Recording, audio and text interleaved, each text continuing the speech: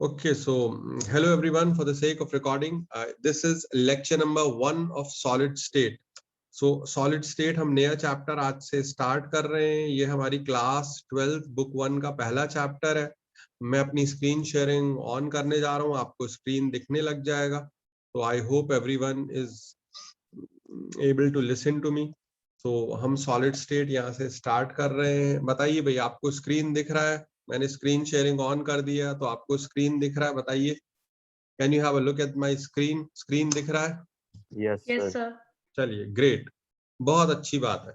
तो देखिए, ये हम कोई सबसे पहले तो अगर मैं ब्रीफली इंट्रोड्यूस करूं, तो ये कोई नया ऐसा चैप्टर की में हम कोई एकदम नई बात नहीं कर रहे. हमने 9th क्लास के अंदर भी ये पढ़ा हुआ है कि क्लासिकल स्टेट्स ऑफ मैटर 3 होती हैं. 3 क्लासिकल स्टेट्स ऑफ मैटर होती हैं: सॉलिड्स, लिक्विड्स और गैस. ये 3 क्लासिकल स्टेट्स ऑफ मैटर होती हैं. गैसियस स्टेट मेनली हम 11th क्लास में पढ़ते हैं. लिक्विड स्टेट केमिस्ट्री में बहुत कम पढ़ते हैं, ज्यादातर वो फिजिक्स में पढ़ते हैं. और सॉलिड स्टेट जो है वो मेनली हम ही पढ़ रहे होते हैं यहाँ केमिस्ट्री में. तो आइए सबसे पहले हम ये जानते हैं कि what exactly do we mean by solid. Solids की कुछ ऐसी खास प्रॉपर्टीज हैं जो कि उनको लिक्विड और गैस से कुछ अलग बनाती हैं, which distinguishes them from other two states of matter. तो कुछ सॉलिड की ऐसी स्पेशल प्रॉपर्टीज हैं जो कि इनको डिस्टिंग्विश करती हैं बाकी की 2 states from other 2 states of matter. अब वो प्रॉपर्टीज क्या है, आइए हम देखते हैं. ठीक, तो पहली बहुत ही नॉर्मल सी प्रॉपर्टी है कि solids are rigid and have definite shape. Solids rigid होते हैं और डेफिनेट शेप रखते हैं. तो ये रिजिड होने का क्या मतलब है? What exactly do we mean by rigid? Rigid का क्या मतलब है? ठीक, what exactly do we mean by rigid? Rigid से क्या मतलब है? रिजिड से, हाँ भाई आदित्य बताइए, रिजिड का क्या मतलब है? सर कंप्रेस नहीं हो सकते, फिक्स शेप में रहते हैं. हाँ हाँ, मतलब अगर जैसे कोई, हम बोल रहे हैं ना कि कोई डिब्बा रिजिड है, तो रिजिड का मतलब ये, मैं उसको दबाऊंगा ना तो उसमें कुछ उसकी शेप में कोई डिफॉर्मिटी नहीं आएगी, कोई चेंजेस नहीं आएंगे, तो उसको हम रिजिड बोलते हैं. ऐसे आप मान लीजिए कि कोई बॉल लेकर आइए, सॉफ्ट सी स्पंज सी की बॉल लेकर आइए, तो उसको तो आप दबाएंगे पूरा पिचक जाएगी, तो वो रिजिड नहीं है. बट अगर कोई आप हार्ड सी चीज लेकर आएंगे, वो रिजिड रहेगी, उसको दबाने पे उसका शेप चेंज नहीं होगा. तो सॉलिड्स रिजिड है, उनका शेप भी डेफिनेट है, यानी शेप चेंज नहीं होगा. ठीक, फिर सॉलिड्स की डेफिनेट वॉल्यूम है और irrespective of the shape of the container in which they are kept. तो ये एक बहुत इंपॉर्टेंट बात है कि इतना बड़ा डिब्बा है, मैंने यहाँ सॉलिड ऐसे रख दिया सॉलिड, तो उसका ये इतने ही उसमें रहेगा. मैंने और बड़े डिब्बे में रख दिया और इतना बड़ा रख दिया, तो वो इतने में ही रहेगा. तो ये गैसेस की प्रॉपर्टी थी कि वो पूरी वॉल्यूम ऑक्यूपाई कर लेती थी, मगर सॉलिड ऐसा काम नहीं करते हैं. सॉलिड्स बिल्कुल इनकम्प्रेसिबल होते हैं. What do mean by incompressible? ये छोटे छोटे वर्ड्स हैं, देखने में तो बहुत इक्वेशन जो है वो क्या कहते हैं, आसान से, ठीक, मगर इनका मतलब क्या है वो बताइए. तो सॉलिड जो है वो, इनका क्या एग्जैक्टली मीनिंग है बताइए. इनकम्प्रेसिबल वर्ड का क्या मतलब है? अंशुल गर्ग, इनकम्प्रेसिबल वर्ड का मतलब बताइए. There is no deformation caused in them on application of pressure. वो तो रिजिड बता दिया था, रिजिड बता दिया था. इनकम्प्रेसिबल का मतलब ये है, नो डिक्रीज इन वॉल्यूम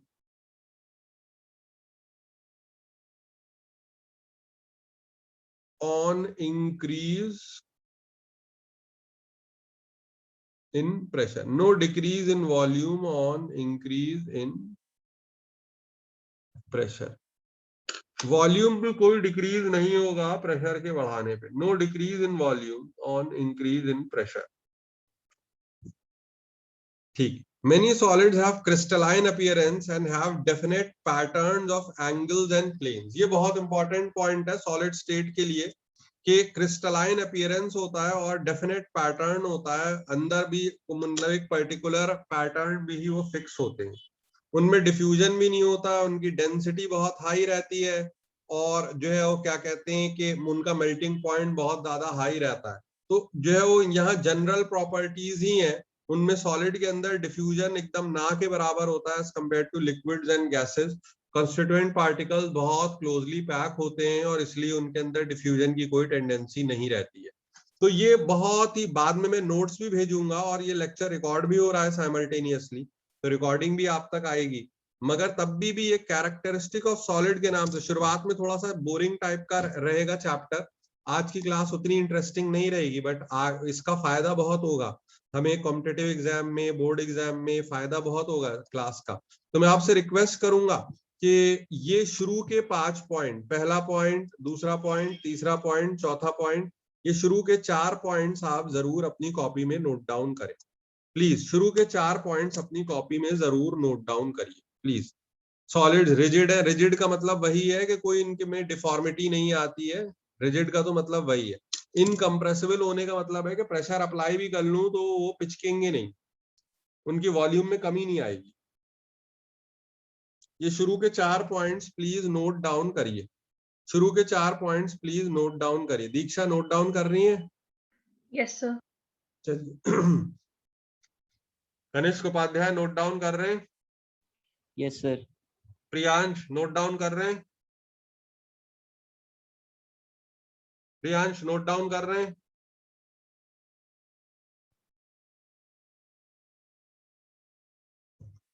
हाँ भाई, कुमकुम नोट डाउन कर रही है? कुमकुम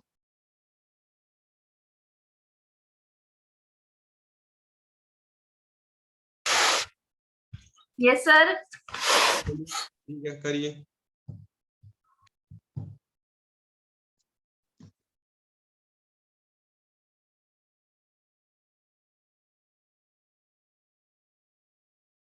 ये वाला भी ये भी बहुत इंपॉर्टेंट पॉइंट है, इसका आगे काफी बड़ा कंसिक्वेंस रहेगा। I will be sending the notes also, don't worry, I will send the PDF of this lecture. But तब भी मैं चाहूंगा कि अगर आप कॉपी में लिखें तो ज्यादा अच्छा रहेगा।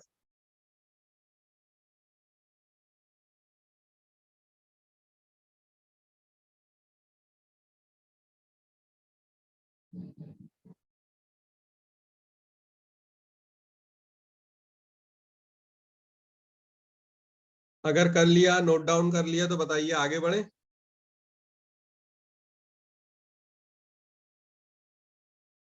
हाँ भाई, नोट डाउन किया, आगे बढ़े। First 5 point, that's it. पहले के 5 पॉइंट, 1 2 3 और ये 4।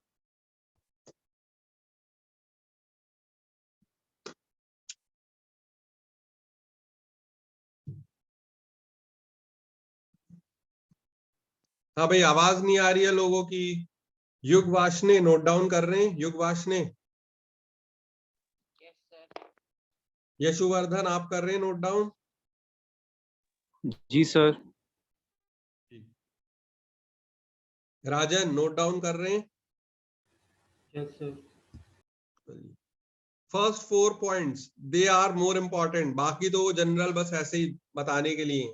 शुरू के 4 पॉइंट ज्यादा इंपॉर्टेंट है, बाकी तो ऐसे ही।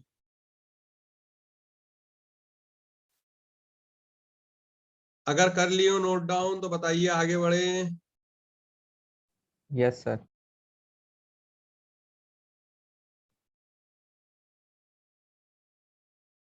अब देखिए, सॉलिड 2 टाइप के होते हैं, एक क्रिस्टलाइन सॉलिड और दूसरा अमॉर्फस सॉलिड्स। तो नेक्स्ट चीज हम लिखते हैं classification of solids. Classification of solid, solid state का आज इंट्रोडक्टरी लेक्चर है, तो उसमें हम बेसिक्स कवर करेंगे, मगर इनसे भी क्वेश्चन पूछे जाते हैं, तो इसलिए पता होना चाहिए। Classification of solids, classification of solids.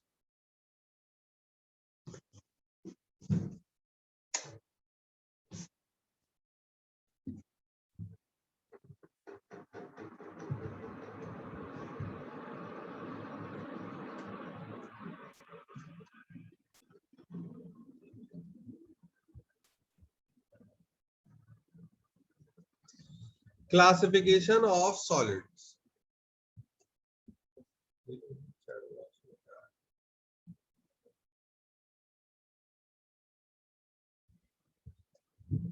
Classification of solid. देखिए सॉलिड्स मेनली दो टाइप के होते हैं, एक होता है क्रिस्टलाइन सॉलिड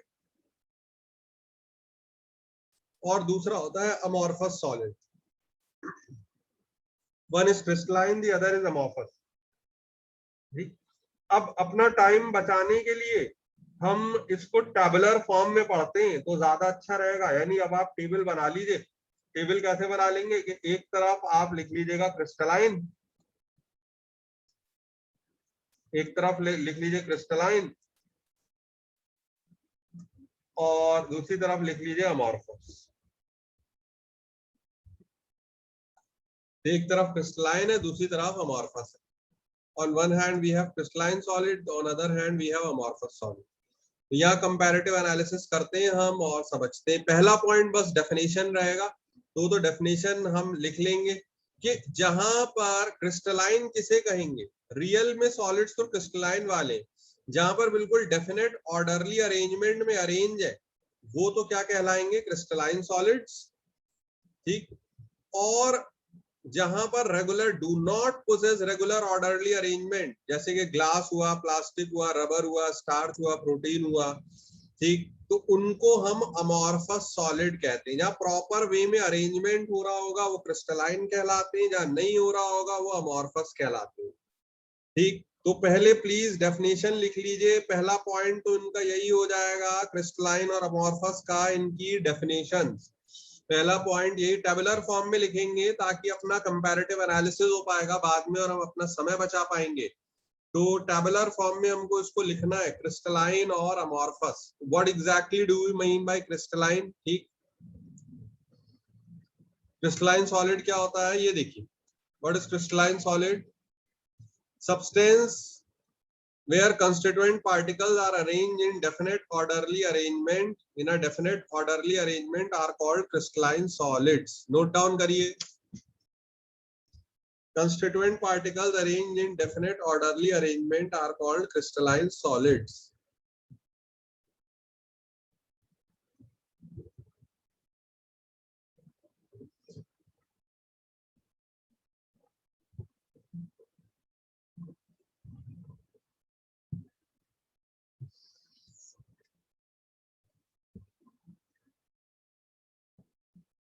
लिखा भाई, नंदिनी खंडेलवाल लिखा? Yes sir. चलिए,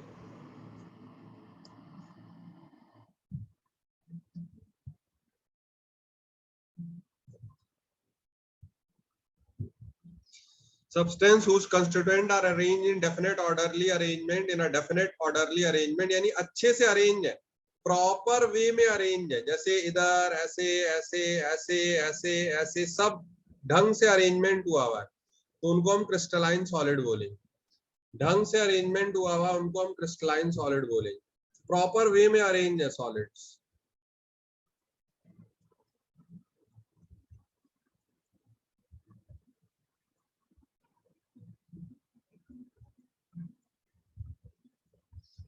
प्रॉपर वे में अरेंजमेंट हुआ हुआ उनको हम क्रिस्टलाइन सॉलिड बोलेंगे। ठीक, अब अमॉर्फस क्या है, वही पॉइंट में पॉइंट बना के लिख लेंगे। अब इसीलिए देखिए अमॉर्फस को एक्चुअली में सही में सॉलिड मानते ही नहीं है। अमॉर्फस को बहुत से लोग क्या बोलते हैं, स्यूडो सॉलिड। बहुत से लोग उसको एक्चुअल में सॉलिड मानते ही नहीं है। अमॉर्फस को they consider it as a pseudo. Pseudo का मतलब होता है नकली, फर्जी, नाम मात्र को बस। अमॉर्फस सॉलिड किसे कहते हैं कि where constituent particle do not possess regularly orderly arrangement, they do not possess regularly orderly arrangement.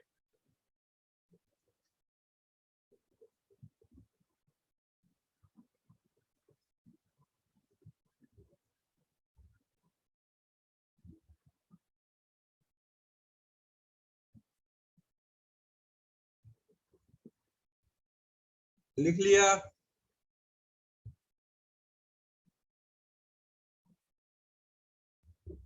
लिखा, नोट डाउन किया?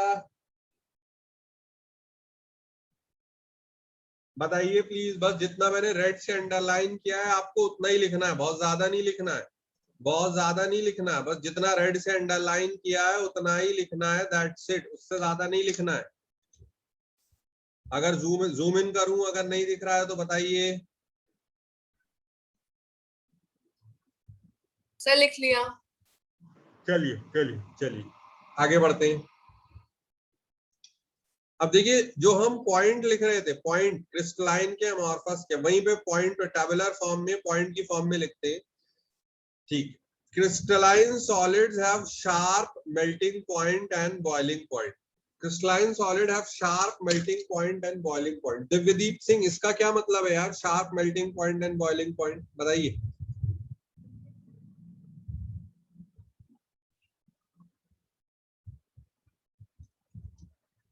दिव्यदीप आवाज आ रही है?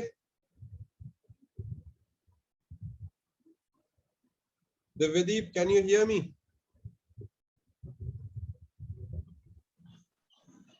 Yes, sir. बताइए शार्प मेल्टिंग Fixed पॉइंट का क्या melting मतलब? point and boiling point. हाँ, एक कोई प्रिसाइज वैल्यू होगी, एक कोई प्रिसाइज वैल्यू होगी, एक फिक्स सी वैल्यू होगी, मतलब उसी पे ये मेल्ट करेंगे और बॉईल करेंगे, बॉइलिंग पॉइंट टेम्परेचर। जैसे हम बोलते हैं ना बी शार्प ऑन टाइम, के बी शार्प ऑन Fixed होता टाइम, है. हाँ मतलब एक प्रिसाइज पर्टिकुलर वैल्यू पे आ जाइएगा, उतने बजे आ जाइएगा। जैसे मैं बोल सकता हूँ भाई मैंने शार्प 2:30 बजे क्लास स्टार्ट कर दी थी, तो उसका मतलब यही है कि हमने बिल्कुल फिक्स टाइम पे क्लास स्टार्ट कर दी थी। तो शार्प का मतलब यही है यहाँ पे, fix melting point and boiling point. उनके क्योंकि स्ट्रक्चर प्रिसाइज रहेगा तो उनका मेल्टिंग पॉइंट बॉइलिंग पॉइंट भी प्रिसाइज रहेगा। तो ये लिख लेंगे, they have sharp melting point and boiling point, please right. They have sharp melting point and boiling point, please right.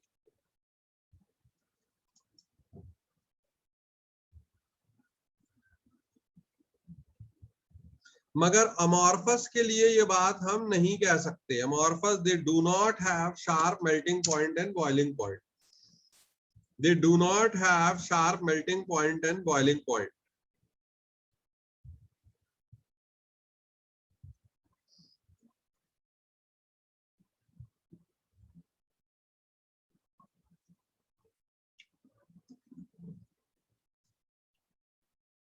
लिख लिया? बताइए, मेल्टिंग पॉइंट बॉइलिंग पॉइंट वाला पॉइंट लिखा, क्रिस्टलाइन अमॉर्फस का लिखा? Yes sir.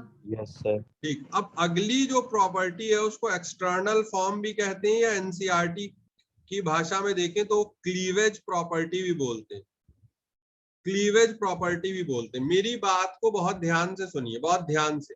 जैसे सपोज करिए कि कोई क्रिस्टलाइन सॉलिड है, उसमें एक रेगुलर ऑर्डरली अरेंजमेंट आया हुआ है, तो मैं उसको कहीं पर्टिकुलर पोर्शन से कट करूंगा, यहाँ मैंने मान लिया कट किया, या इधर मैंने कट किया, तो मुझको एक रेगुलर टाइप का सरफेस मिलेगा, क्योंकि कट करने के बाद में मुझे फिर ये सब देखने को मिलेंगे, और एक रेगुलर टाइप का ये देखने को मिलेंगे, एक रेगुलर टाइप का सरफेस देखने को मिलेगा।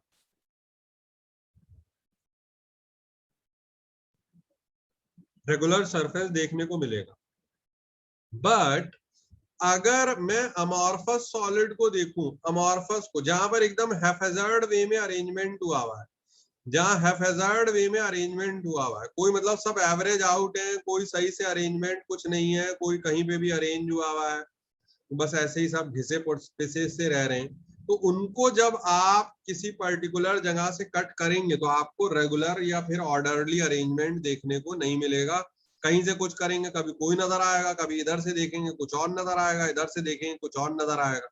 तो ये एक बहुत ही इंपॉर्टेंट पॉइंट है, बहुत ही इंपॉर्टेंट समझने वाली बात है। ठीक, कि जो क्रिस्टलाइन सॉलिड है, दे show cleavage property, they show cleavage property. Crystalline solid they show cleavage property. Cleavage मतलब ब्रेक करने पे उनको बीच में से काटने से भी एक जैसा ही स्ट्रक्चर मिलेगा। they show cleavage property. और अमॉर्फस के लिए हम बोल देंगे they do not show. Amorphous के लिए they do not show.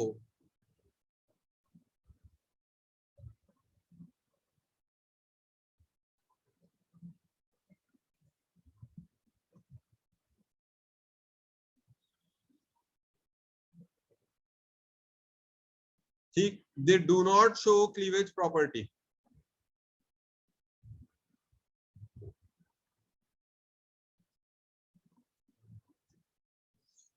ये एक इंपॉर्टेंट पॉइंट है। एक्सटर्नल फॉर्म, ये क्या लिखा हुआ है देखिए, आइए पढ़ते हैं और इसको फिर समझाता हूँ। इतना लंबा चौड़ा नोट नहीं लिखना है, शॉर्ट में। हिमांशु शर्मा पढ़िए, हिमांशु शर्मा पढ़िए। There is regularity in the external form when crystals are formed. हाँ बड़ी। When crystals are formed, crystalline solid gives a regular cut when cut with a sharp edge knife. ठीक, और अमॉर्फस का पढ़िए। There is no regularity in the external form when amorphous solids are formed. Amorphous solid gives irregular cut. ठीक, तो यानी काटने पे जहां आपको एकदम स्मूथ सा एक जैसा सरफेस मिले तो वो क्या कहलाएगा, आपकी क्रिस्टलाइन सॉलिड, और जहां पे थोड़ा अजीब सा मिले वो क्या कहलाएगा, आपके अमॉर्फस सॉलिड। ठीक है, क्रिस्टलाइन अमॉर्फस समझ में आया?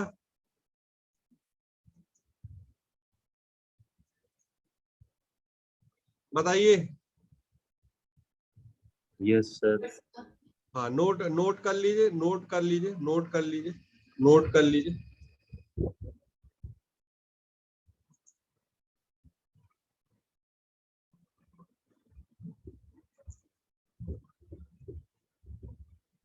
सर ये क्लीवेज प्रॉपर्टी वाला पॉइंट एक बार फिर से रिपीट कर दीजिए। हाँ, देखिए क्लीवेज का मतलब क्या होता है, काटना। पहले तो क्लीवेज का मतलब ये समझ लीजिए, काटना। क्लीवेज किसे कहते हैं, काटने को।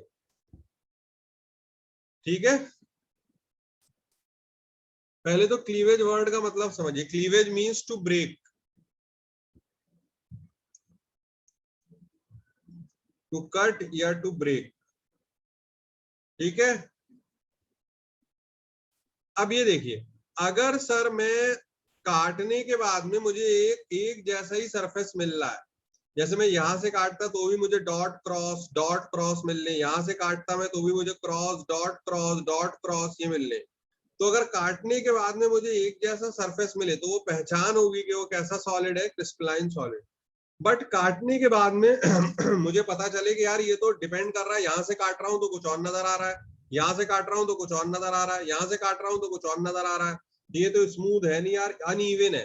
तो फिर हम ये बोलेंगे कि आप क्लीवेज प्रॉपर्टी शो नहीं कर रहे हैं।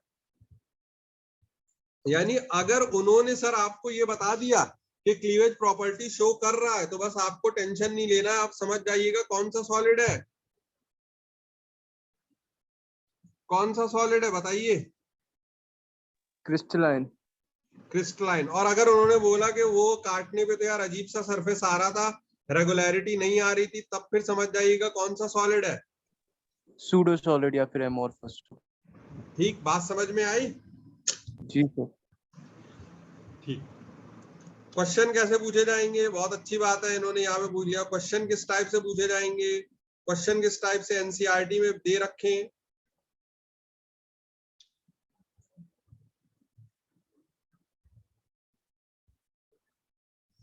अभी देखेंगे हम, बाद में अभी दिखाएंगे, सॉल्व करेंगे, बट अभी पहले पढ़ ले। क्वेश्चन दिखा रहा था मैं, बट अभी जस्ट वेट।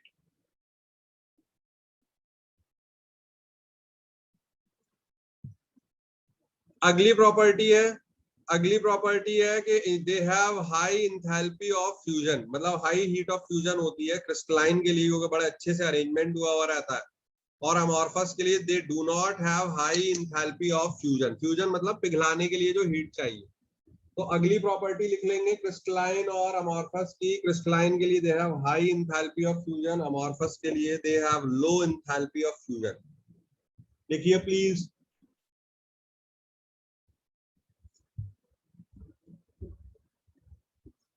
रिलेटिवली स्लो रहेगी आज की क्लास में, फिर अगली क्लास से पेस पकड़ेंगे। They have high enthalpy of fusion, they have high enthalpy of fusion, and amorphous के लिए they have low enthalpy of fusion.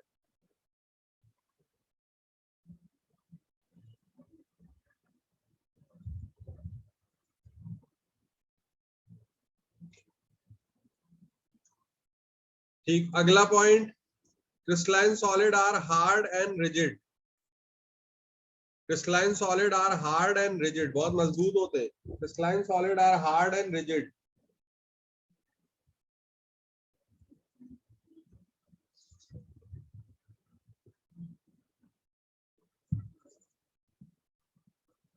crystalline solid are hard and rigid.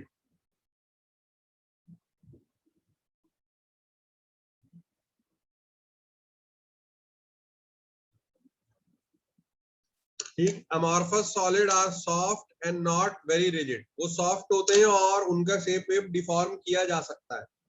Plastics वगैरह अमॉर्फस सॉलिड में ही आती हैं, आप आराम से दबाने पे प्लास्टिक की बोतल चिप आपके पिचक जाती है, उसके शेप में डिफॉर्मिटी भी आ जाती है क्योंकि वो अमॉर्फस सॉलिड होती है। Amorphous solid are soft and not very rigid. Comparative way में पॉइंट लिखेंगे ताकि बाद में कॉपी पढ़ने में याद करने में आसानी होगा। एक तरफ क्रिस्टलाइन, एक तरफ अमॉर्फस, एक तरफ क्रिस्टलाइन का पॉइंट लिखेंगे, एक तरफ अमॉर्फस का, फिर से एक तरफ क्रिस्टलाइन का, एक तरफ अमॉर्फस का, फिर से एक तरफ क्रिस्टलाइन का, एक तरफ अमॉर्फस का। हेल्प मिलेगी।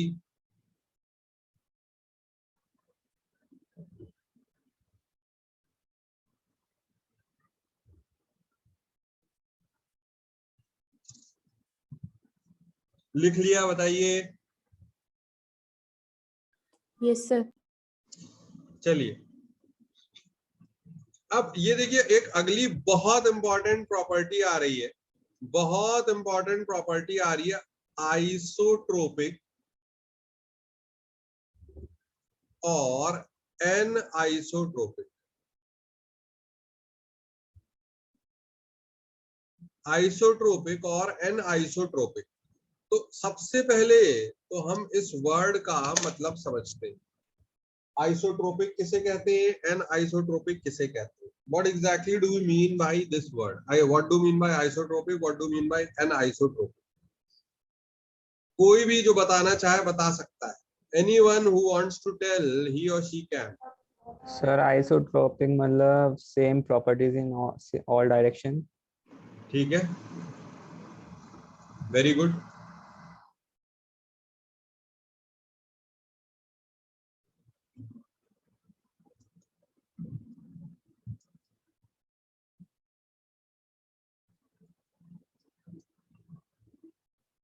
आइसोट्रोपिक का मतलब होता है same properties in all direction, और यहां पर एन आइसोट्रोपिक का उसका ऑपोजिट हो गया, तो उसका क्या मतलब होगा?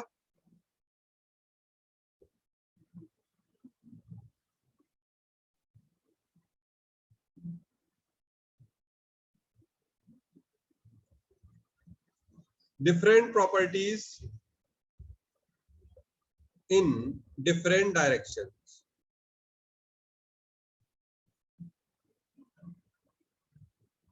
Different properties in different directions. ठीक है, ये आइसोट्रोपिक और एनाइसोट्रोपिक की पहले डेफिनेशन है। What do mean by isotropic? Same properties in all direction. आप तो अपनी कॉपी में साफ साफ लिखिए, मैंने तो गंदी हैंड राइटिंग में लिखा हुआ है। और एनाइसोट्रोपिक का मतलब क्या है? Different properties in different direction.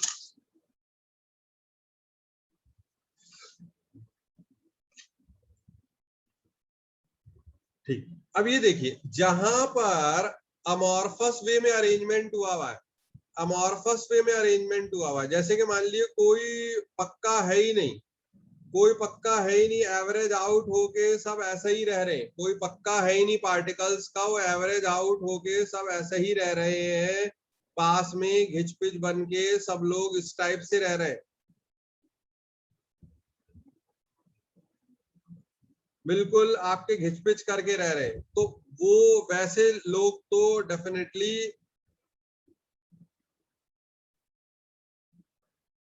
ठीक, यहाँ पर चाहे आप किसी भी डायरेक्शन में जाएंगे आपको एवरेज आउट होके प्रॉपर्टीज सेम ही मिलेंगी। तो ये अमॉर्फस सॉलिड की पहचान है।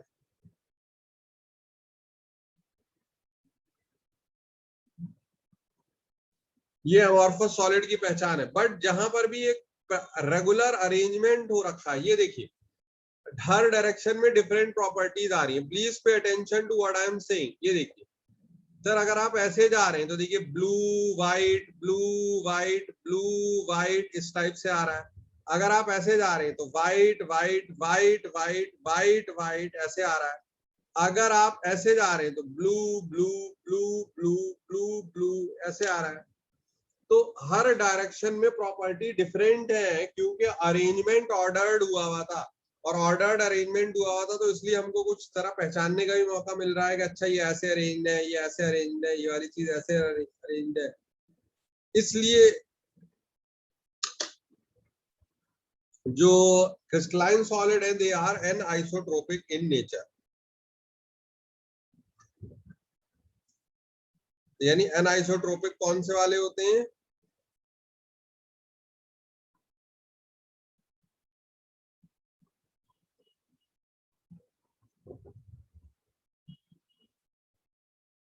ये लिख लिया भाई, आइसोट्रोपिक एनाइसोट्रोपिक लिखा, तो बताइए फिर।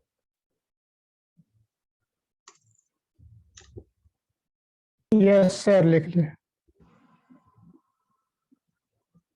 ठीक, अब ये देखिए, ये पॉइंट लिखिए, ये पॉइंट लिखिए, ये पॉइंट लिखिए। हाँ भाई स्वप्निल जैन, पढ़िए क्या लिखा हुआ है। सर नोट पढ़ना है, नोट। हाँ हाँ, ये यहाँ से। Crystalline solids are anisotropic. This implies that physical properties such as refractive index, conductivity, thermal expansion, etc. are different in different directions. This is due to orderly arrangement of particles. Amorphous का पढ़िए।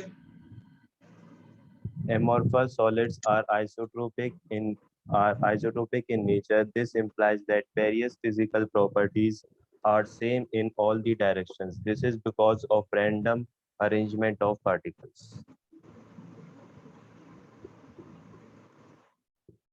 करिए भाई, note down करिए, ये दोनों point एक के नीचे जो है वो आपके।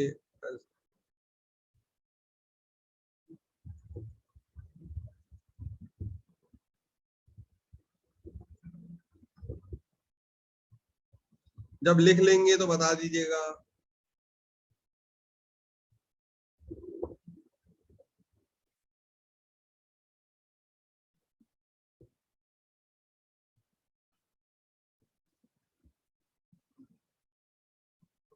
जब लिख लें तो बताइएगा। क्रिस्टलाइन और अमॉर्फस का दूसरा पॉइंट।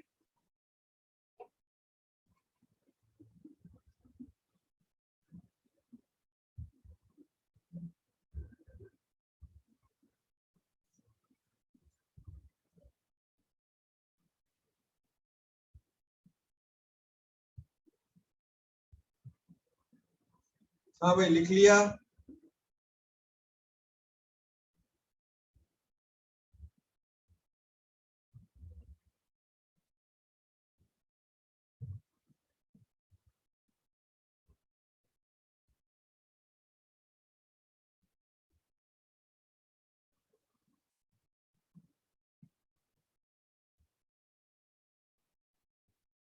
बताइए, लिखा भाई।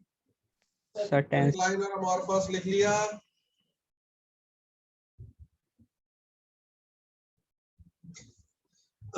क्रिस्टलाइन में प्रॉपर्टीज हर डायरेक्शन में डिफरेंट होती हैं। ये देखिए, अगर ये डायग्राम देखिए, अगर मैं इस रास्ते पे चल रहा हूं तो मुझे ब्लू व्हाइट नजर आ रहे हैं। अगर मैं इस रास्ते पे चल रहा हूं तो मुझे व्हाइट नजर आ रहे हैं। और अगर मैं इस रास्ते पे चल रहा हूं तो मुझको ब्लू नजर आ रहे हैं। यानी हर डायरेक्शन में मैं मॉलिक्यूल्स डिफरेंट इनकाउंटर कर रहा हूं, और मॉलिक्यूल डिफरेंट इनकाउंटर कर रहा हूं, तो इसलिए प्रॉपर्टीज भी डिफरेंट आ रही हैं, फिजिकल प्रॉपर्टीज। तो crystalline solid have different physical properties.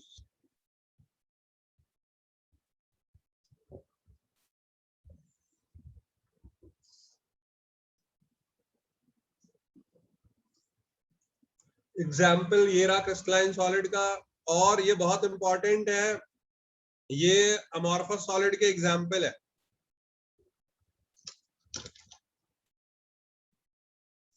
Rubber, glass, plastic, fused card, fused silica, all these are examples of amorphous solid. Note down करिए।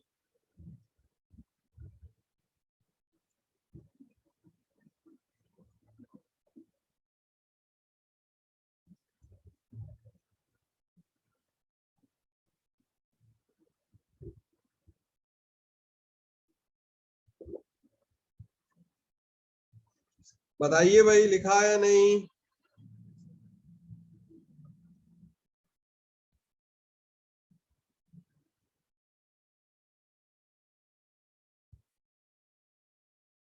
बताइए please. Yes sir. Yes, sir. चलिए आगे बढ़े। Can we move ahead? Sir, fused quartz मतलब? पिघलाया हुआ, fuse का मतलब होता है पिघला दिया, मेल्ट कर दिया, Okay, sir. उसका क्रिस्टलाइन स्ट्रक्चर बिगाड़ दिया।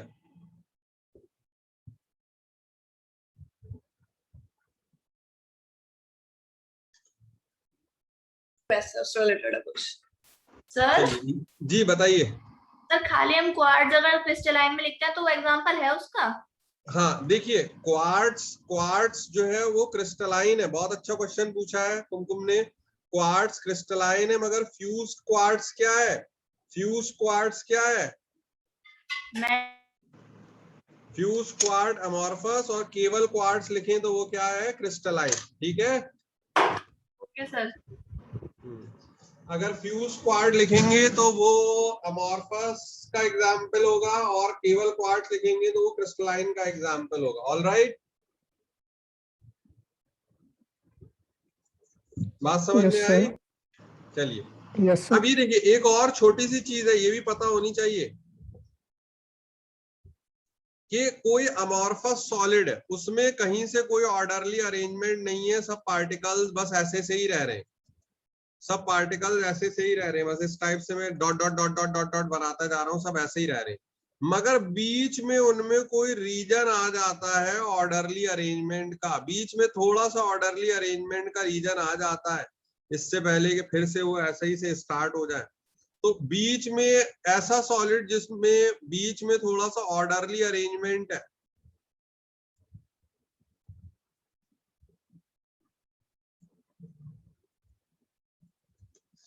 बीच में जिसमें ऑर्डरली अरेंजमेंट है, तो उसको हम आपके क्रिस्टलाइड्स बोलते हैं।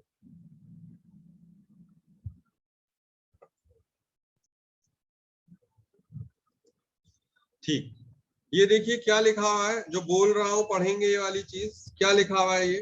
हाँ भाई देवांश पढ़िए, देवांश पढ़िए, यहां से पढ़िए, देखिए जो अंडरलाइन कर रहा हूं यहां से पढ़िए Devansh.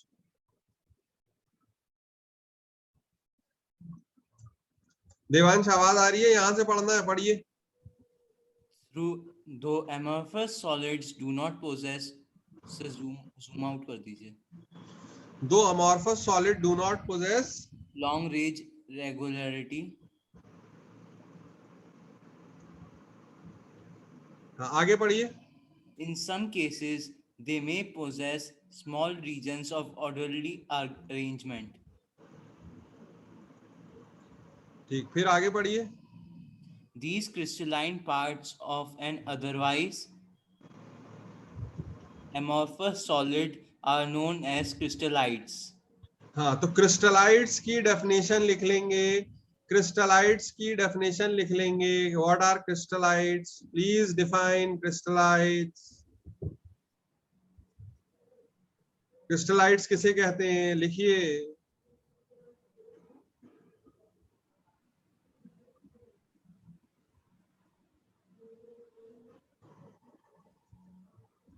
crystalline part of an otherwise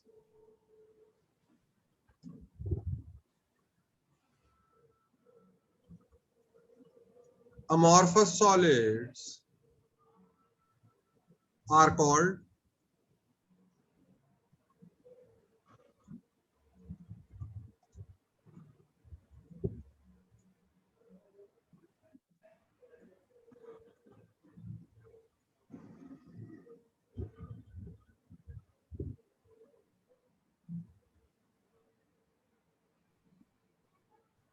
लिखा, बताइए भाई, लिखा क्रिस्टलाइट्स किसे कहते हैं? लिखा crystalline part yes of an sir. otherwise amorphous solid are called crystallite। बीच बीच में थोड़े से पोर्शन आएंगे जहां पे ऑर्डरली अरेंजमेंट नजर आएगा in an otherwise amorphous solid. वो जो ऑर्डरली अरेंजमेंट बीच में जो थोड़ी सी अच्छी सड़क नजर आएगी, एक खराब सड़क में बीच में थोड़ी सी चिकनी सी सड़क अच्छी नजर आएगी, उनको हम क्रिस्टलाइट्स कहेंगे। ठीक है,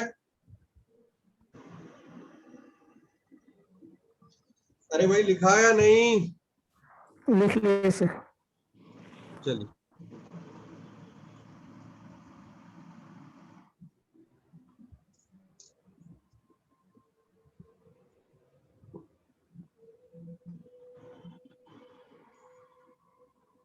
ठीक, अब जो ये हमारा अमॉर्फस सॉलिड है, ये एक्चुअली में रियल सॉलिड है ही नहीं। इसका तो नाम ही क्या है, स्यूडो सॉलिड।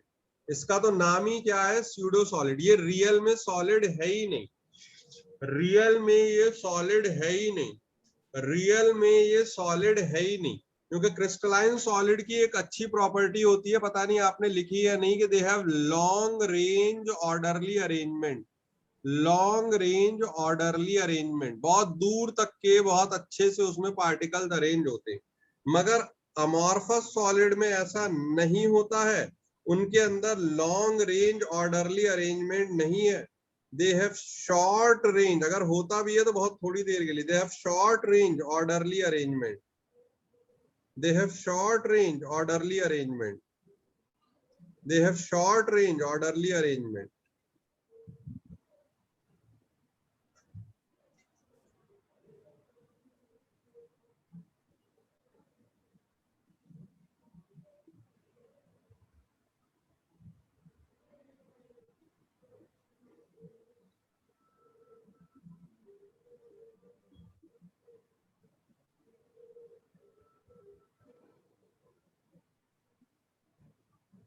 बताइए भाई, आगे बढ़े।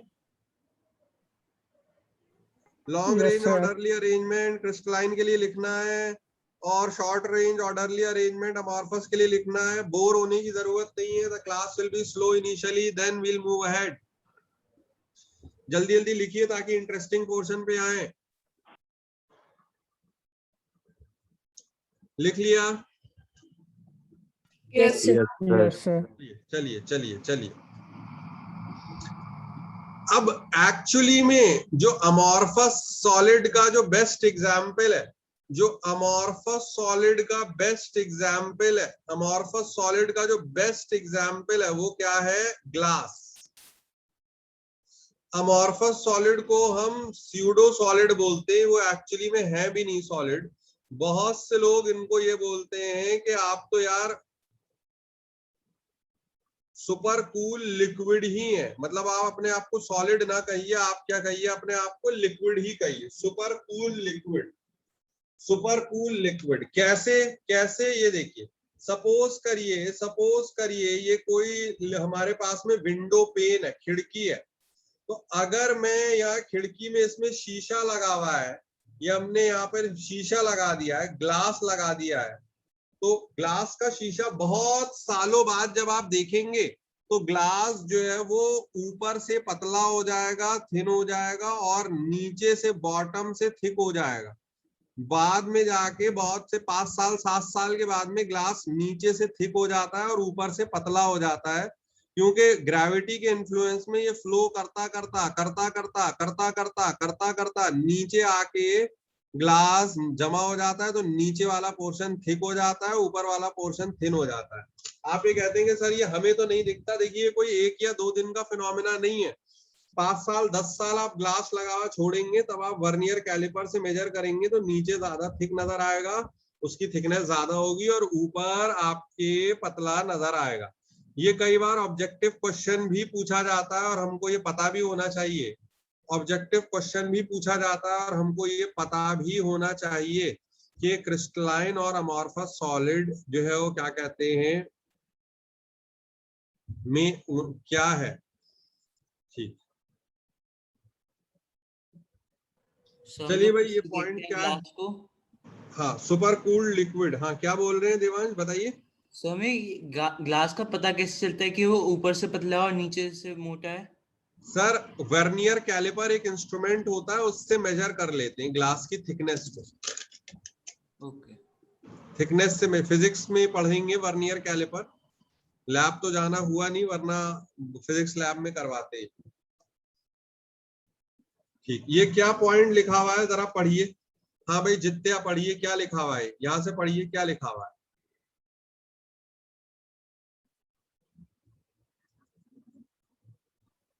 Amorphous substances are also sometimes referred to as supercooled liquids because they possess disorderly arrangement like liquids. In fact, many amorphous solids such as glass are capable of flowing careful Examination of the window panes of very old houses reveals that the panes are thicker at the bottom than at the top because the glass has flown under constant influence of gravity.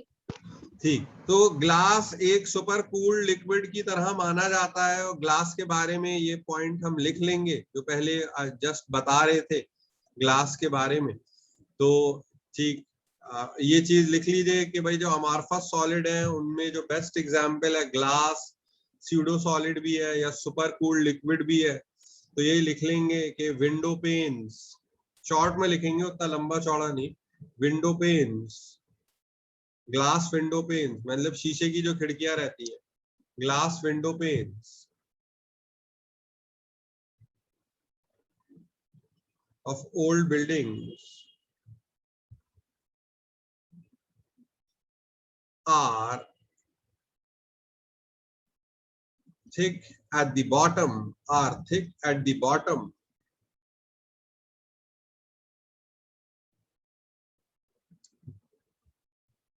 and thin at the top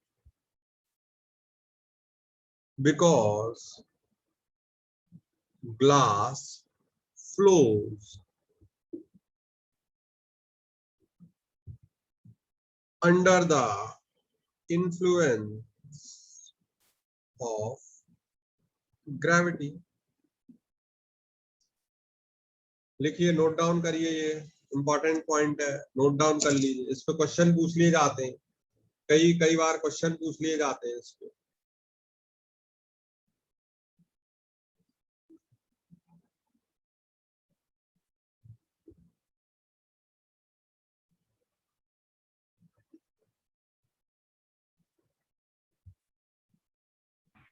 sir done. लिख लिया? Yes sir. लिखा? चलिए आगे बढ़ते हैं। अब यानी अब अगर मुझसे कोई पूछेगा सॉलिड, तो रियल में जो सॉलिड होते हैं वो कौन से होते हैं? रियल सॉलिड कौन से होते हैं बताइए? क्रिस्टलाइन। अमॉर्फस तो बस टाइम पास है, अमॉर्फस सॉलिड्स तो टाइम पास है। तो ये तो टाइम पास वाले, इन पे उतना ध्यान नहीं देना, हमें ज्यादा ध्यान किस पे केंद्रित रखना है? ज्यादा फोकस किस पे रखना है बताइए प्लीज? Crystalline solids. तो अब अगली हेडिंग डालते हैं types of crystalline solids.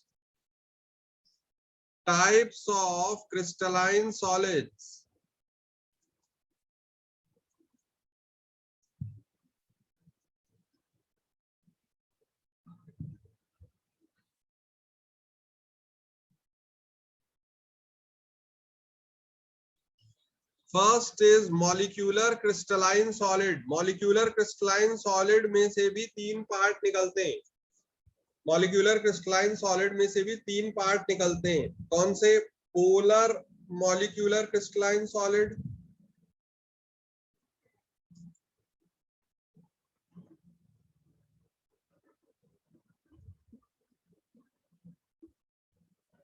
Second क्या है? Non polar molecular crystalline solid, non polar molecular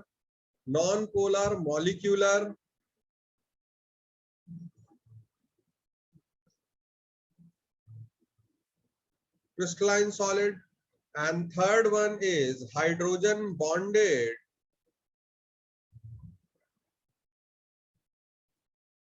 molecular crystalline solids।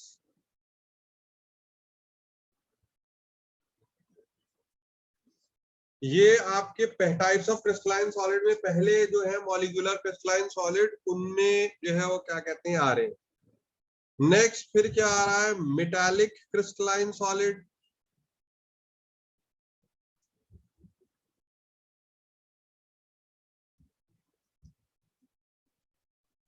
Next क्या आ रहा है? Metallic crystalline solid. Third number पे क्या आ रहा है? Ionic crystalline solid.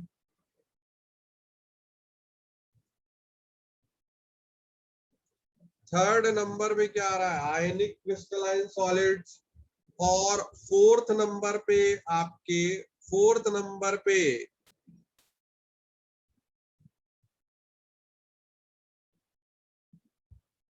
Covalent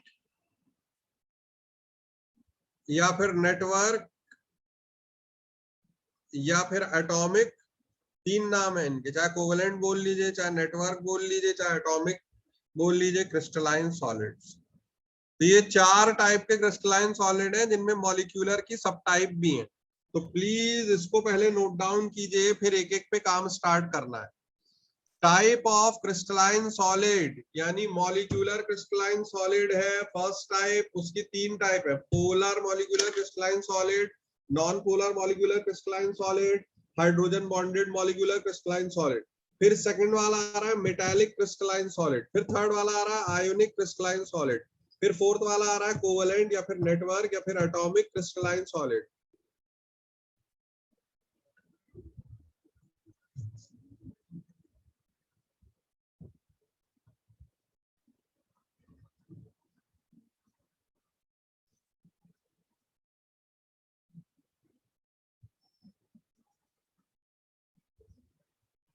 note down करिए so that we can move ahead. पहले ये नोट डाउन करिए फिर आगे बढ़ेंगे। ये नोट डाउन करिए फिर आगे बढ़ेंगे।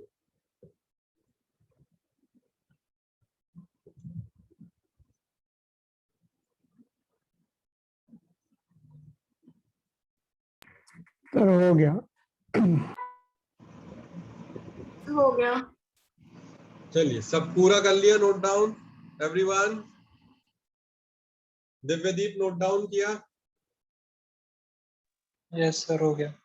चलिए लिख लिए, चारों पॉइंट लिख लिए, 1 2 3 4 चारों पॉइंट्स लिखे? Yes sir. चलिए चलिए चलिए, वेरी गुड। अब आइए एक एक करके हम ये जरा समझने की कोशिश करते हैं। दिव्यदीप, अगर मैं आपसे पूछूं कि HCl कैसा सॉलिड है, HCl कैसा सॉलिड है, तो क्या आंसर होगा इसका बताइए? HCl कैसा सॉलिड है?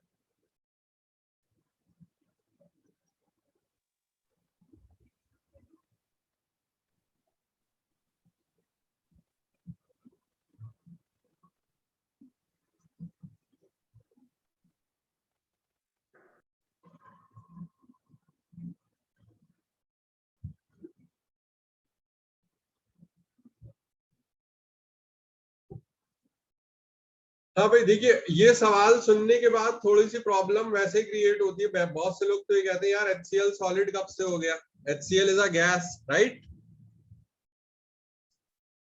देखिए समझने की कोशिश कीजिए, बिल्कुल HCl गैस है, हम मना नहीं कर रहे, मगर जब HCl सॉलिड बनेगा, जब HCl सॉलिड बनेगा, ठंडा करने पे जब HCl सॉलिड बनेगा, तो सॉलिड में कोई फोर्स ऑफ अट्रैक्शन चाहिए रहती है, तभी वो सॉलिड बनता है। ये इस बात से एग्री करते हैं दिव्यदीप या नहीं?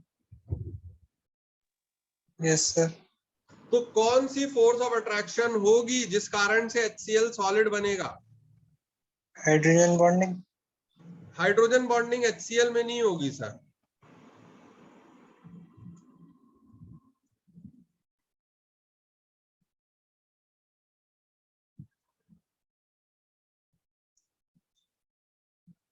HCl में फोर्स ऑफ अट्रैक्शन डेवलप होंगी, डाइपोल डाइपोल एक डाइपोल ये होगा, दूसरा डाइपोल ये होगा, डाइपोल डाइपोल वाली फोर्स ऑफ अट्रैक्शन डेवलप होगी। तो HCl is a polar molecule, तो एक को जब उनमें फोर्स ऑफ अट्रैक्शन पोलर और पोलर वाली डेवलप होंगी, तो इसीलिए पोलर मॉलिक्यूलर क्रिस्टलाइन सॉलिड बनेगा।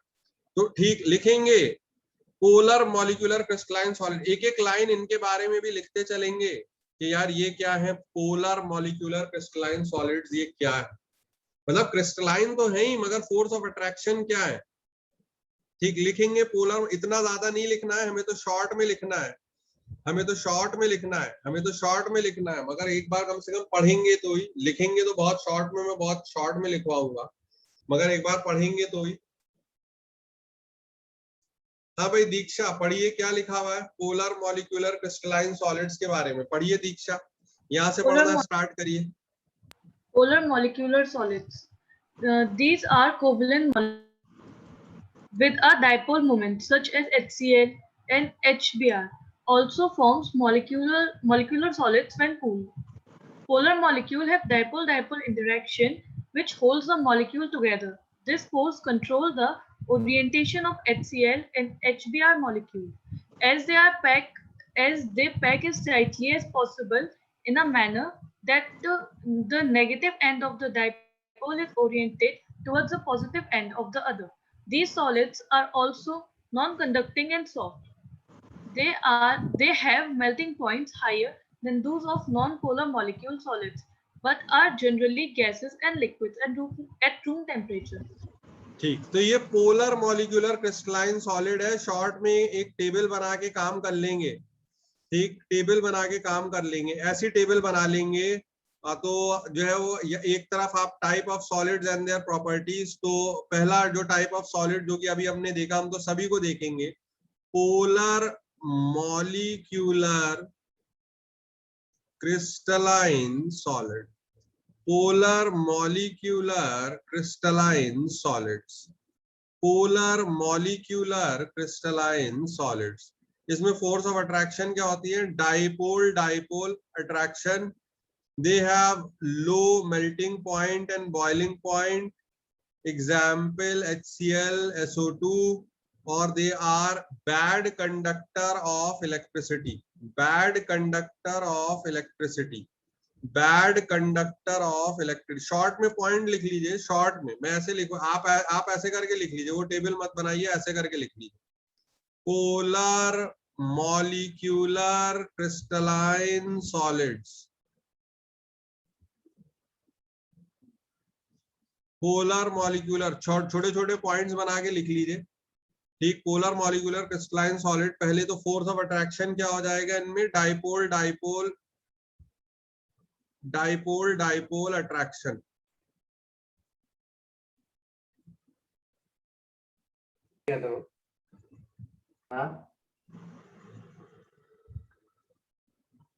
ठीक, फिर क्या लिख लेंगे, bad conductor of electricity,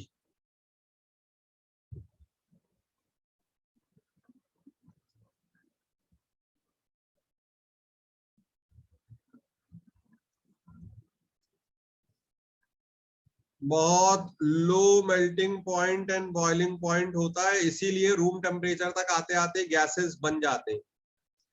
example यही है, मान लीजिए SO2 है, HCl है, HBr है, ये सब एग्जाम्पल है पोलर मॉलिक्यूलर क्रिस्टलाइन सॉलिड्स। ठीक, लिखा, ये पहला पॉइंट लिखा, बताइए फर्स्ट वाला लिखा? Yes, sir. Yes, sir. Next क्या आ रहा है, नेक्स्ट क्या आ रहा है, next one non polar molecular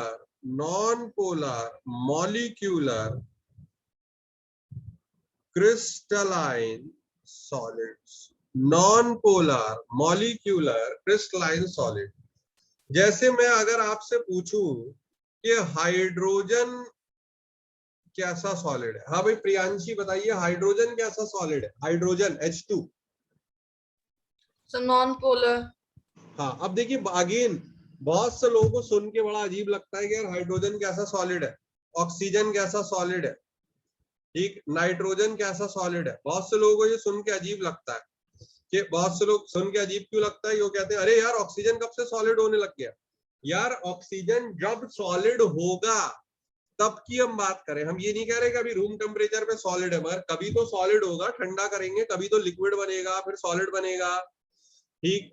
आप खुद ही देख रहे हैं भाई, आजकल ऑक्सीजन सिलेंडर है, उसमें किस फॉर्म में भरी होती है O2, बताइए किस फॉर्म में भरी होती है, लिक्विड की फॉर्म में, क्योंकि हाई प्रेशर में वो गैस लिक्विफाई हो जाती है। तो और ज्यादा ठंडा करेंगे तो सॉलिड भी हो सकती है, ऐसी बात नहीं है।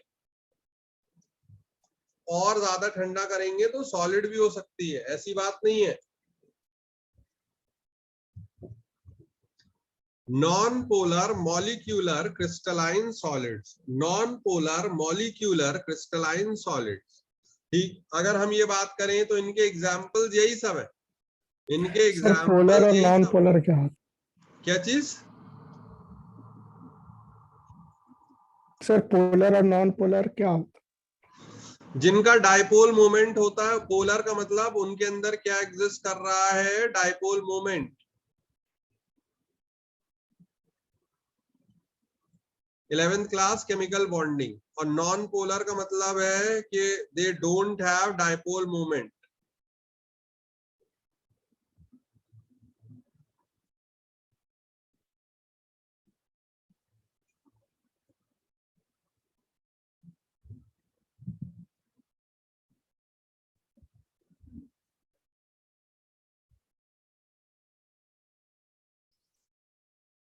या सेपरेशन ऑफ चार्ज। ठीक, हाँ भाई प्रियांशी, ये पढ़िए, फिर ये पढ़िए, non polar molecular crystalline solids पढ़िए, पढ़िए। These are molecular solids that comprise atoms such as argon or helium, or molecules formed by non-polar covalent bonds such as the family of halogens, fluorine, chlorine, bromine, and iodine. These molecules are held together by weak dispersion forces or London forces. They have low melting points and usually exist as liquids or gases at normal temperature and pressure conditions. They are soft and do not conduct electricity. ठीक, तो ये non polar molecular crystalline solids हैं जिनके बारे में हम बात कर रहे हैं। Non polar molecular crystalline solids हैं जिनके बारे में हम बात कर रहे हैं। यहाँ फोर्स ऑफ अट्रैक्शन जो है वो आपके फोर्स ऑफ अट्रैक्शन, कोई तो अट्रैक्शन होगा जिसके कारण से वो सॉलिड बनेंगे। Force of attraction is dispersion force, जिनका एक और नाम क्या है, लंदन फोर्स, जो कि एक टाइप ऑफ वैन डर वाल फोर्स है।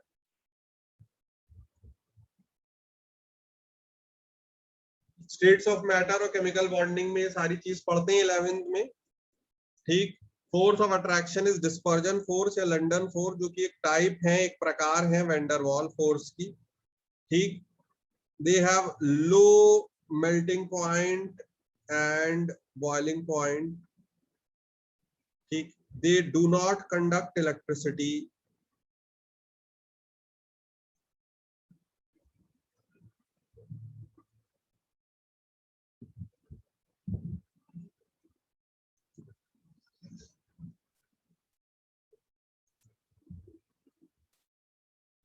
ये non polar molecular crystalline solid की निशानी है, non polar molecular crystalline solid की निशानी। ये सब उसके बारे में छोटी छोटी बातें।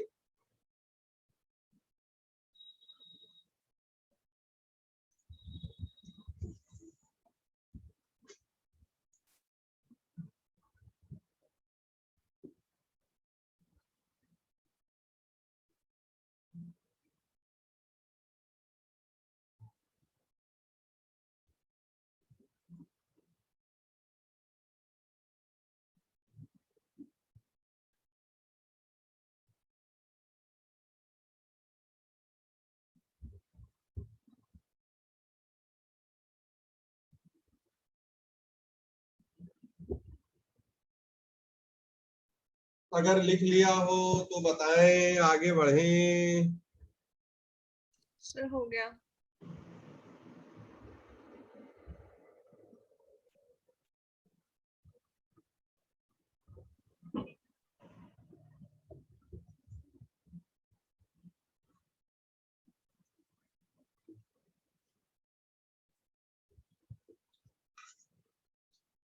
ठीक, तीसरे जो मॉलिक्यूल, अगर मॉलिक्यूल है तो मॉलिक्यूलर सॉलिड की तीसरी टाइप है hydrogen bonded hydrogen bonded molecular crystalline solids, hydrogen bonded molecular crystalline solid. यहाँ पर जो है, अगर मैं जैसे आपसे पूछूं वाटर कैसा सॉलिड है, पानी कैसा सॉलिड है, या आइस कैसा सॉलिड है, तो आइस के अंदर जो पानी के मॉलिक्यूल हैं वो हाइड्रोजन बॉन्डिंग करेंगे। एक पानी का मॉलिक्यूल दूसरे पानी के मॉलिक्यूल के साथ में हाइड्रोजन बॉन्डिंग करेगा, तो उनके अंदर तो ऑफ कोर्स हाइड्रोजन बॉन्डिंग हो रही होगी, and that is why they are example of hydrogen bonded molecular crystalline solids. Hydrogen bonded molecular crystalline solid. Hydrogen bonded molecular crystalline solid. Example जहां जहां हाइड्रोजन बॉन्डिंग हो रही हो, वाटर, ठीक, HF, जहां जहां भी हाइड्रोजन बॉन्डिंग हो रही हो, अल्कोहल, एसिटिक एसिड, जहां जहां भी हाइड्रोजन बॉन्डिंग हो रही हो, वो सब एग्जाम्पल है hydrogen bonded molecular crystalline solids. एक दो लाइन पढ़ लेंगे इसके बारे में, एक दो लाइन इसके बारे में पढ़ लेंगे।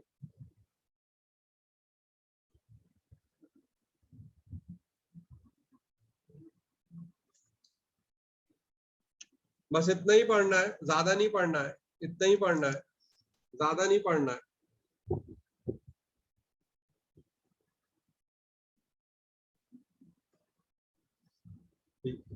थोड़ा सा पढ़ लेंगे इसके बारे में। चलिए भाई, खुशी वाशने पढ़िए, पढ़िए।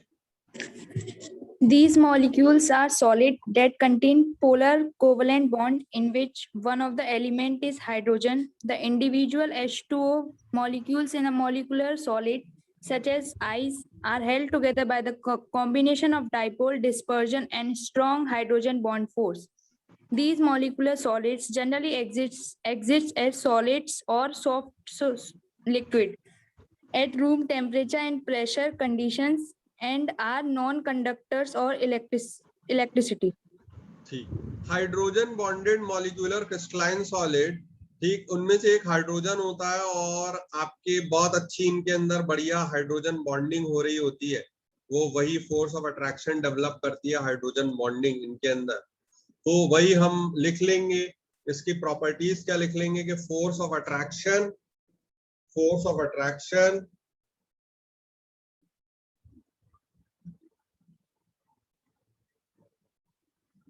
force of attraction is hydrogen bonding.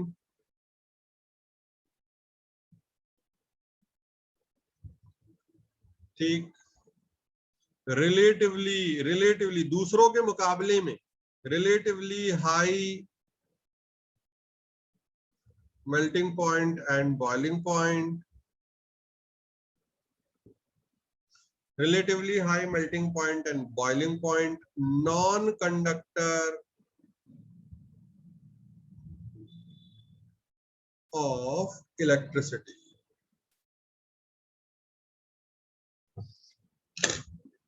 Non-conductor of electricity.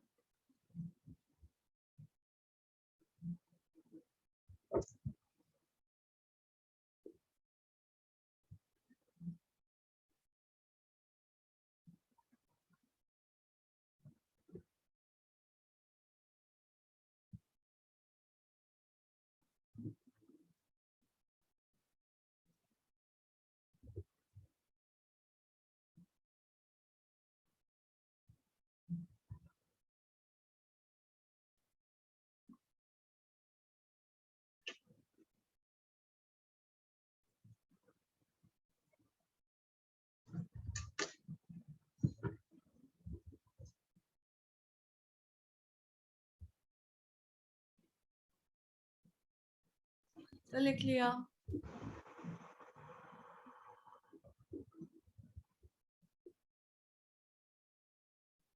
ठीक, चलिए अब ये देखिए, ये तो हमारे जो जब ये लिखा हुआ था ना, देखिए मॉलिक्यूलर क्रिस्टलाइन सॉलिड, उसकी टाइप थी मॉलिक्यूलर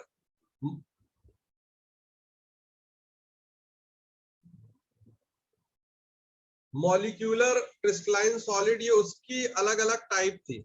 मॉलिक्यूलर क्रिस्टलाइन सॉलिड की ये अलग अलग टाइप थी। These were different type of molecular crystalline solids. Polar, non-polar, hydrogen bonded. अब नेक्स्ट है जो कि हमारे जैसे metals, they are also solid, metallic solids, metallic solids. ठीक, तो अब नेक्स्ट हम लिख लेंगे मेटालिक क्रिस्टलाइन सॉलिड। अब ज्यादा टाइम नहीं लगेगा, ज्यादा समय नहीं लगेगा, लेकिन metallic crystalline solid, metallic crystalline solids,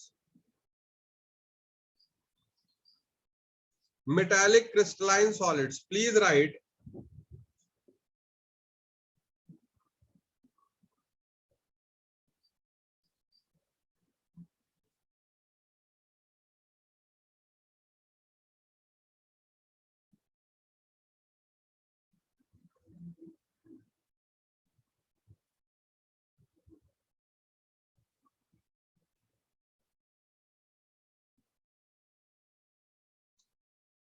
metallic crystalline solid।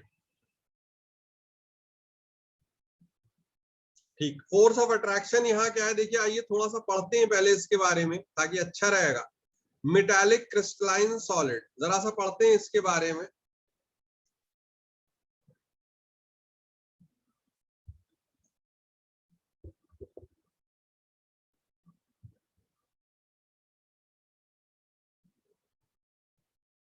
ठीक, एक मिनट देख लूं भाई किससे पढ़वाना है, इधर हम अपने पार्टिसिपेंट्स को देखें। हाँ भाई, खुशी राठौड़ आप पढ़िए। Metallic solids hold metals together and are composed of positively charged metal cations in a three-dimensional array.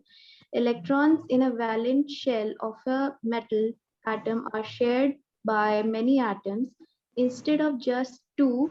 In effect, the valence electrons are delocalized over many metal atoms. This means that the electrons are not confined to a space between nuclei of atoms. Since the electrons are not tightly bound to individual atoms, they are free to migrate through the metal. The metal cations are surrounded by a sea of delocalized electrons that form metallic bonds. Each atom contributes one or more electrons towards the sea of mobile electrons. In a metal, each electron is surrounded by as many neighboring atoms as possible. Lithium, for example. ठीक, okay okay. देखिए इसमें क्या कहा जा रहा है कि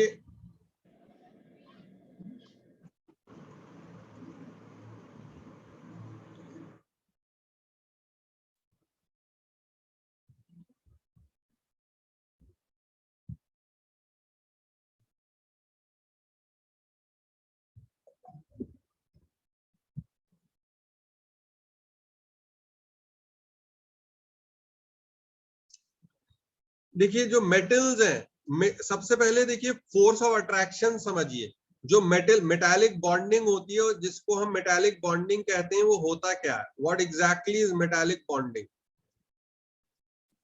what exactly is metallic bonding? ये मेटल है M, ये मान लीजिए M+ और ये इलेक्ट्रॉन ऐसे करके निकल के जा रहा है। मेटल अपना इलेक्ट्रॉन रिलीज करते हैं, मगर ये जो इलेक्ट्रॉन है ये केवल इस मेटल के साथ ही अट्रैक्टेड नहीं है। अगला वाला जो कोई यहाँ पर और मेटल है M+, और उसका जो इलेक्ट्रॉन है ये उसके साथ में भी जा सकता है, ये इसके साथ भी जा सकता है, ये वाला किसी अगले के साथ भी जा सकता है, यहाँ पर पिछले वाले का इलेक्ट्रॉन होगा उसके साथ भी आ सकता है। तो हम इस इलेक्ट्रॉन को बोलते हैं, ये वाला जो इलेक्ट्रॉन है, it can move around, it can move around,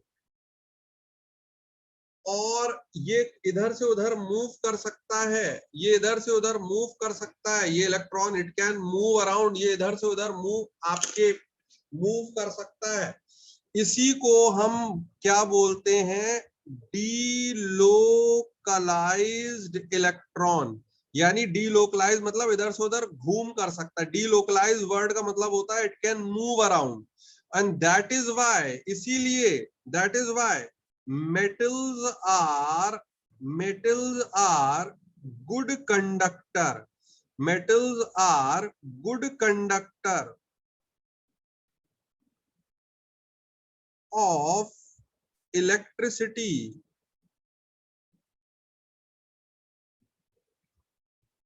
due to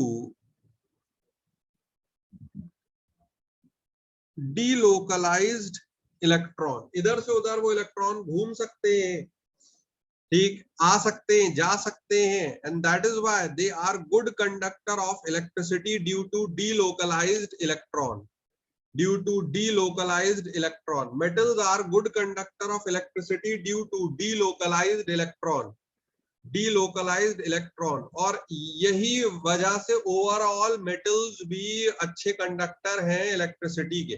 तो मेटालिक बॉन्डिंग के बारे में हम क्या क्या पॉइंट लिख सकते हैं, मेटालिक क्रिस्टलाइन सॉलिड के बारे में हम क्या क्या पॉइंट लिख सकते हैं। Metallic crystalline solids,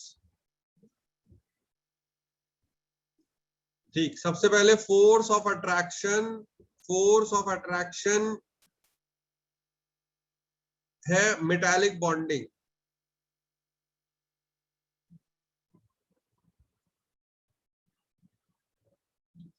force of attraction है मेटालिक बॉन्डिंग। दूसरी क्या बात है, they are good conductor of, they are good conductor of electricity. Metallic crystalline solid, force of attraction, metallic bonding है। दूसरी बात क्या है, they are good conductor of electricity.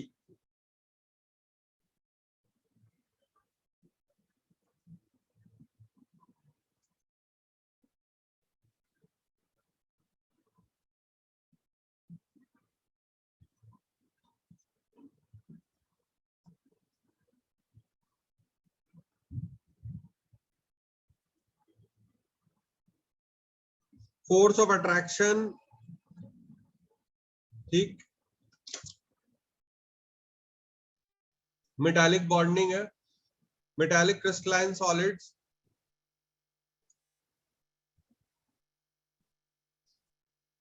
Good conductor of electricity, good conductor of electricity.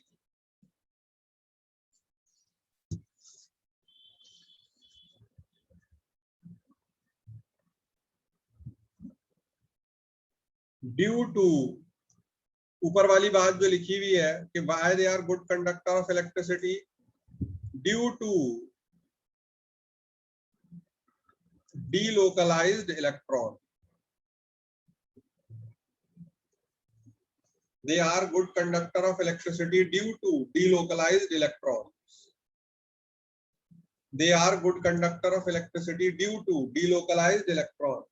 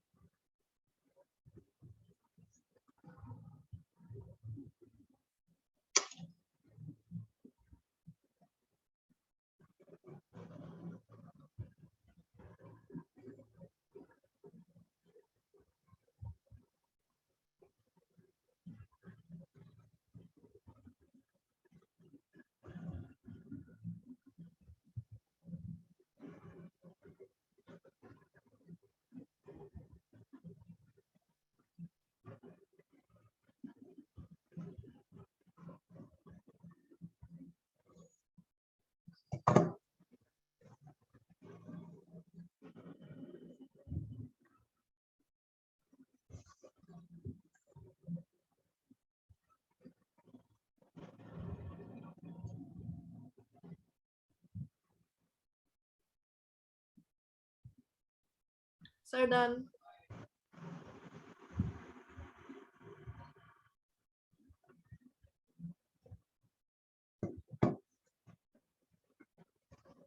ठीक, इनकी metals की बहुत अच्छी प्रॉपर्टीज आती हैं, मेटल्स की बहुत अच्छी प्रॉपर्टीज आती हैं। ठीक, क्या लिख लेंगे? High melting point, high melting point,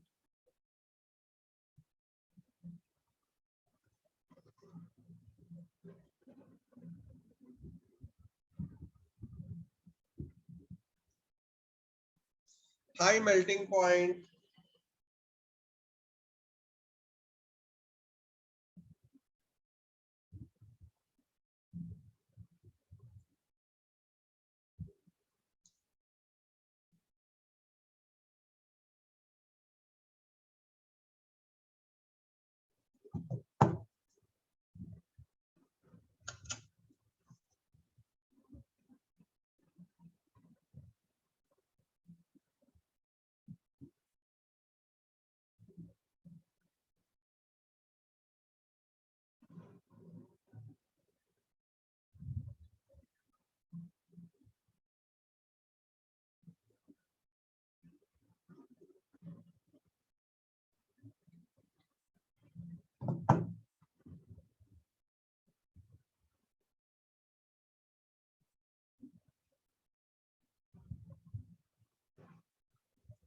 ये प्रॉपर्टीज है। मेल्टिंग पॉइंट बहुत हाई, लो भी रहता है, हाई भी रहता है। Conduct electricity in both solid and liquid state. उनमें एक चमक रहती है, characteristic lustre due to mobile electrons, due to mobile electron.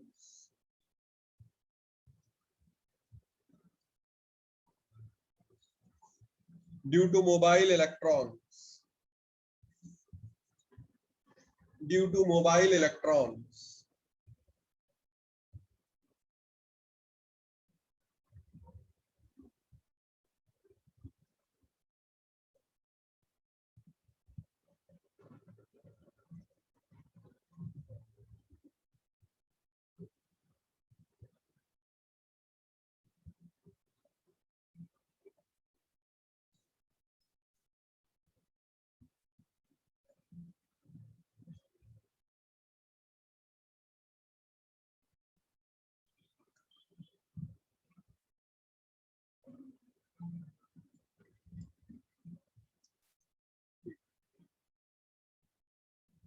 ये आपने प्रॉपर्टीज लिख ली हैं, ये सारे बस शॉर्ट में ही लिखना है। इन पे कैसे क्वेश्चन पूछे जाते हैं बता दिया है। ये प्रॉपर्टीज हैं आपके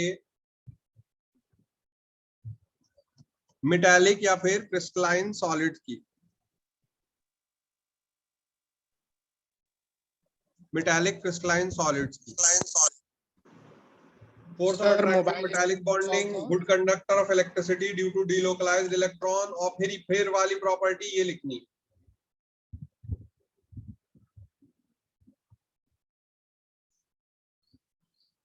मेल्टिंग पॉइंट हाई भी हो सकता है, मतलब काफी हाई रहता है। और ये इकलौते ऐसे सॉलिड्स हैं जो कि सॉलिड स्टेट में और लिक्विड स्टेट में भी इलेक्ट्रिसिटी कंडक्ट करते हैं, और इनके अंदर चमक भी रहती है। मेटल्स में एक चमक रहती है, लस्टर रहता है, वो भी इलेक्ट्रॉन्स की वजह से होता है।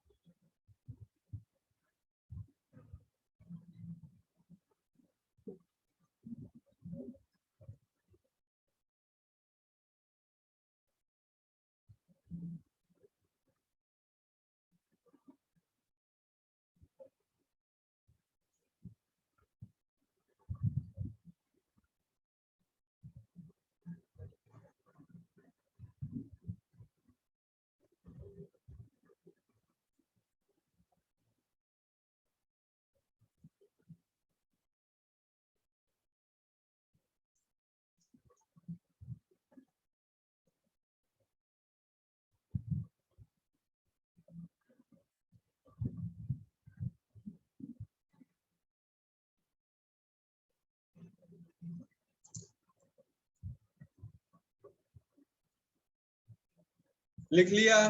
लिख लिया? Yes, sir. ठीक। Yes, sir. Ionic crystalline solids, ionic crystalline solids. जैसे कोई आपसे पूछे कि भाई नमक है, नमक NaCl, NaCl सॉलिड है या नहीं है? बिल्कुल सॉलिड है। तो आयोनिक, इनमें फोर्स ऑफ अट्रैक्शन क्या है? आयोनिक क्रिस्टलाइन सॉलिड में फोर्स ऑफ अट्रैक्शन क्या है?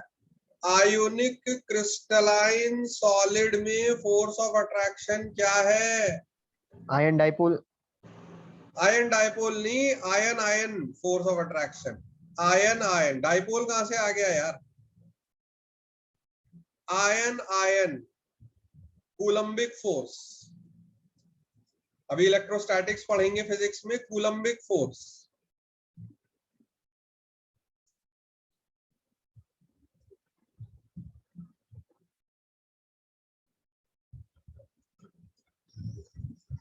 आयनिक crystalline solid, coulombic force of attraction, इनके अंदर आपके कूलम्बिक फोर्स ऑफ अट्रैक्शन है। They are hard but brittle, बहुत इंपॉर्टेंट बात है, they are hard but brittle. बहुत हार्ड होते हैं बट मगर ब्रिटल भी होते हैं। Very high melting point and boiling point. सब छोटी छोटी प्रॉपर्टी है, इन पे क्वेश्चन बनते हैं, लिखिए।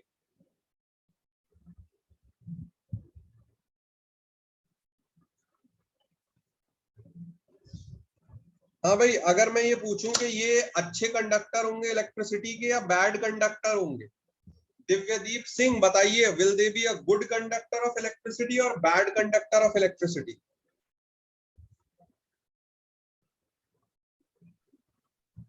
Good conductor of electricity. देखिए अपनी सॉलिड स्टेट में बताइए, NaCl सॉलिड स्टेट में गुड कंडक्टर होगा, बैड कंडक्टर है? सॉलिड स्टेट में बैड कंडक्टर। क्यों क्यों? उसमें तो चार्जेस तो हैं सर। चार्ज है लेकिन नेट चार्ज तो जीरो ही होगा। तो नेट चार्ज जीरो है, उससे क्या हुआ? उससे क्या हुआ? नेट चार्ज जीरो है, पॉजिटिव चार्ज भी है, नेगेटिव चार्ज भी है, तो सर वो मूव ही नहीं कर पाएंगे, मूव ही नहीं कर पाएंगे। देखिए करंट क्या होता है? फ्लो ऑफ चार्ज, मगर सॉलिड स्टेट में वो अपनी जगह से मूव ही नहीं कर सकते। जब मूव नहीं कर सकते इसीलिए बैड कंडक्टर हो गया। They can not move from their place, they can not move from their place, they cannot move from their place, they cannot move from their place, and that is why ionic solids, ionic crystalline solids, they are bad conductor, they are bad conductor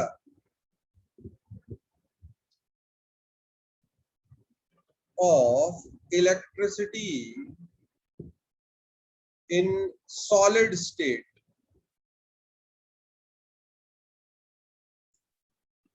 but good conductor of electricity, अगर पिघला दूंगा तब move कर सकते हैं, in molten state. Good conductor of electricity in molten state, bad conductor in solid state, good conductor in molten state.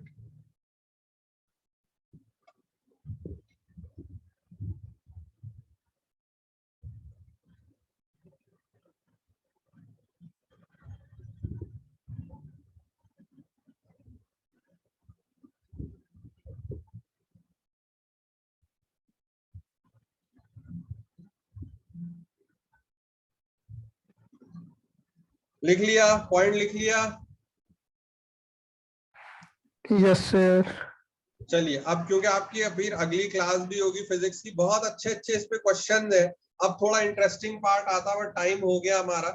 जो हमने अभी पढ़ा बहुत बोरिंग सा स्टफ था, मगर इस पे बहुत अच्छे अच्छे क्वेश्चन है, और वो क्वेश्चन हम करते तो काफी इंटरेस्टिंग रहता। We will continue our discussion in the next class. हम अपनी अगली क्लास में जो है वो क्या कहते हैं,